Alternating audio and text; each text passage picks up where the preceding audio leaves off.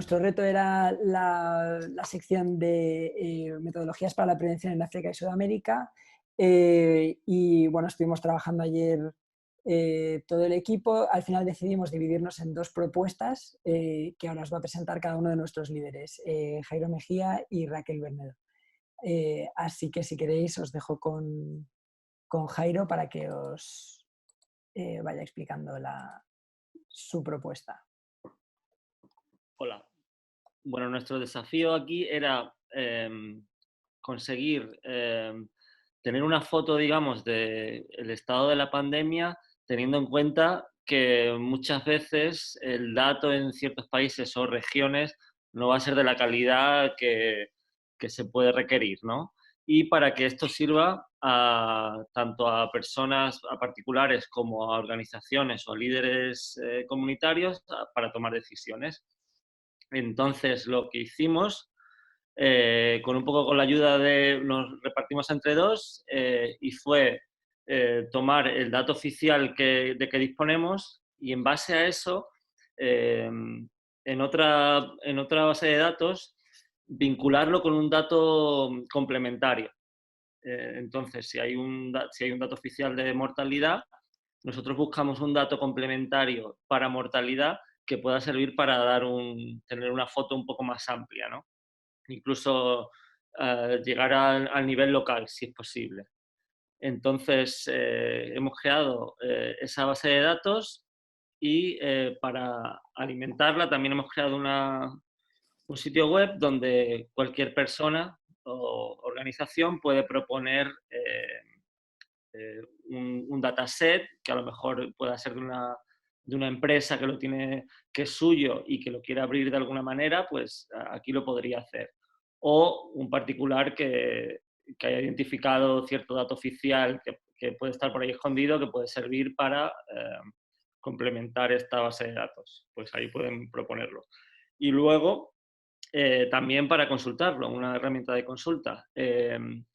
La idea era, tenemos el dato oficial que provee el tracker de narrativa y complementarlo y visualizarlo con otro dato complementario que podría ser desde Google Trends hasta el dato, por ejemplo, del porcentaje de mayores de 65 años, dato de disponibilidad de camas hospitalarias, dato que también hay en abierto de donde se están creando concentraciones de gente en base a dato de móvil. Todo ese dato un poco para generar una foto un poco más amplia en varios campos, que serían la mortalidad, el contagio, la reactivación económica y las zonas vulnerables. Y así tener una foto un poco más amplia. De aquí ya partiríamos a la segunda parte, que es la que va a presentar Raquel, que en base a ese dato y a esos indicadores, poder tener una guía a la que puedas recurrir, que ya te explica cuáles serían los pasos o las recomendaciones para ese tipo de situación en la que se encuentra esa región. Te doy paso, Raquel. Muchas gracias.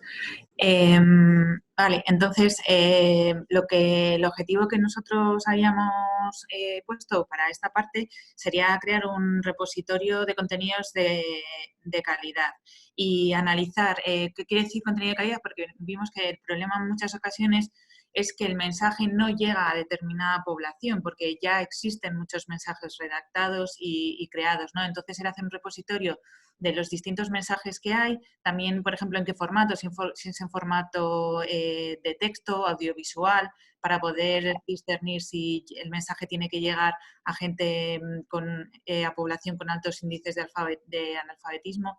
Y luego también otra de las cosas que se consideraba era si las personas estaban conectadas, no conectadas, los tipos de áreas a las que, si era área rural, área urbana, y dentro de los contenidos también teníamos en consideración, por ejemplo, temas como en los idiomas en los que estaba disponible, la fuente, si era la Organización Mundial de la Salud, si era el Centro de Control de Enfermedades, etcétera.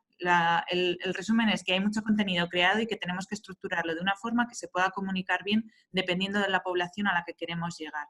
Y esto iba a ayudar la parte de datos y lo que ha comentado Jairo para poder llegar a ese punto en concreto dependiendo de las especificidades de lo que estabas buscando. Entonces, otra de las cosas que teníamos en cuenta eran los métodos de difusión y los medios, es decir, si era audio, vídeo, texto, si lo utilizábamos si lo hacíamos a través de redes sociales, radio, por SMS, por tecnologías USSD, y también hemos hecho una valoración de ventajas e inconvenientes.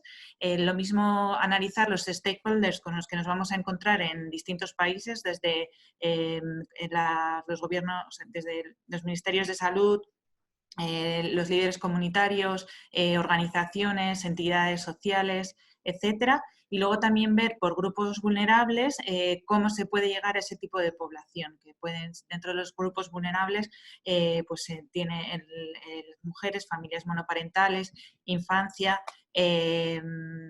personas con discapacidad, etcétera, etcétera, ¿no? Entonces, luego también había que tener en cuenta que en muchas ocasiones lo más complicado es la modificación del comportamiento. Entonces, también tratamos ese tema para saber qué aspectos hay que tener en consideración a la hora de mandar los mensajes que creemos oportunos dependiendo de los contenidos que estamos ofreciendo.